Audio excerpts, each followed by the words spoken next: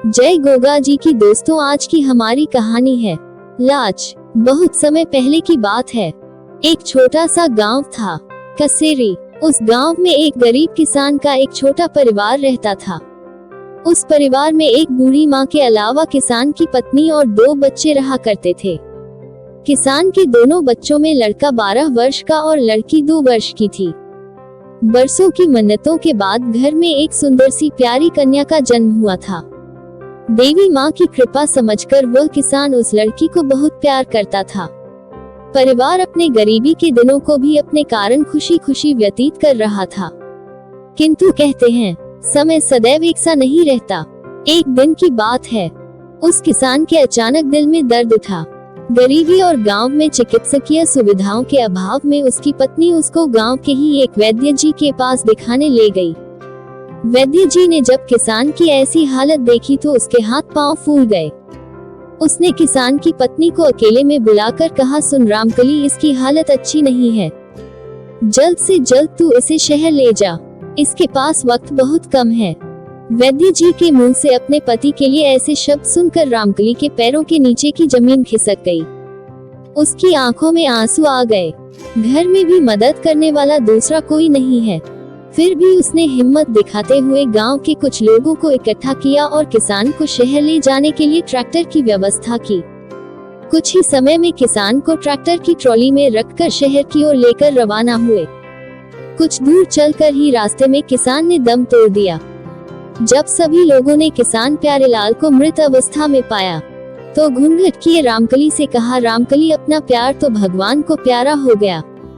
ये शब्द सुनते ही जैसे रामकली पर वज्रपात हो गया। वह जोर जोर से फूट फूट कर रोने लगी। बाकी लोग उसकी दशा देखकर अपने आंसुओं को ना रोक सके। ट्रैक्टर को वापस गांव की ओर मोड़ दिया गया। कुछ ही क्षणों में प्यारेलाल की मृत्यु का समाचार पूरे गांव में लगे। किसान को देखकर उसकी बूढ़ी माँ अपनी छाती पीट पीट कर कह रही थी, मुझ दुखिया को मौत क्यों न आ गई। भगवान, तू मुझे किन कर्मों की सजा दे रहा है। मेरा सब कुछ मेरी आंखों के सामने मिटा जा रहा है और मैं अभागिन ये सब देखने के लिए जीवित बची हूँ। विस्मयादिबोधक चिन्ह, तू मुझे मौत क्यों नहीं देता।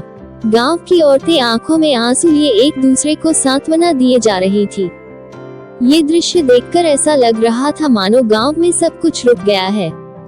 सभी लोग दुख की इस बेला में किसान के परिवार के साथ थे। कुछ समय बाद गांव के लोगों ने मिलकर प्यारेलाल के दाह संस्कार की व्यवस्था कराई, क्योंकि प्यारेलाल की दशा किसी से छिपी नहीं थी। उसके घर में उसका एक ही पुत्र था, वह भी अभी काफी छोटा था। कुछ समय बाद प्यारेलाल का दाह संस्कार कर दिया गया। सभी लोग शमशान से वापस लौट आए। धीरे धीरे समय बीतने लगा। किसान प्यारेलाल की मृत्यु से उसकी बूढ़ी माँ काफी परेशान रहने लगी।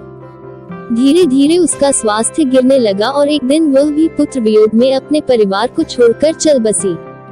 कुछ ही समय के अंतर से हुई 2 मौतों ने रामकली को अंदर से तोड़कर रख दिया। उस घर की सारी जिम्मेदारी अब उसी पर आ पड़ी। थोड़ी सी खेती और घर की सारी जिम्मेदारी से रामकली बहुत परेशान रहने लगी। दुख की इस घड़ी में उसकी मदद करने वाला पूरे गांव में कोई भी न था। वह सोचने लगी कि हम दुखियों की कब तक कोई मदद करें। टूटी को क्या कोई बूटी देगा। जब हमारी किस्मत में ईश्वर ने इतने सारे दुख लिख दिए हैं तो भला कोई सुख कैसे दे सकता है। धीरे धीरे घर की आर्थिक स्थिति गिरने लगी। हालात यहाँ तक पहुँच गए कि 2 वक्त का भोजन भी जुटाना मुश्किल हो गया। बेचारी रामकली से ये सब भार उठाया न गया तो उसने किसान के एक मित्र गोपाल से कहा, भाई साहब, आप कुछ करके मेरे लड़के को शहर में कुछ काम दिलवा दो। शायद मेरा घर बर्बादी से बच जाए। आपका मुझ पर बहुत उपकार होगा। गोपाल प्यारेलाल का अच्छा मित्र था। उसको अपने मित्र की पत्नी पर बहुत दया आई। उसने अपने शहर में एक मिलने वाले से कहकर शहर के ही एक ढाबे पर काम दिला दिया। छोटी सी उम्र में जिन बच्चों को खेलना कूदना चाहिए था वह अब जिम्मेदारियों के तले दब गए। मजबूरी ने उस बालक को छोटी सी उम्र में ही जिम्मेदारियों का पहाड़ उठाने के लिए तैयार कर दिया। माँ ने अपने कलेजे के टुकड़े को जब शहर के लिए रवाना किया तो उसे गले से लगा कर रो पड़ी और कहने लगी, बेटा, मुझे माफ कर देना, मैं तेरा दायित्व न निभा सकी। इस हालात में इसके सिवा मेरे पास और कोई चारा भी तो नहीं है। लड़का भी माँ के गले से लगा सुबकता रहा। हालात का मारा परिवार करे भी तो क्या करें। ऐसी वीडियो देखने के लिए चैनल को सब्सक्राइब करें, वीडियो लाइक शेयर कमेंट करें। धन्यवाद।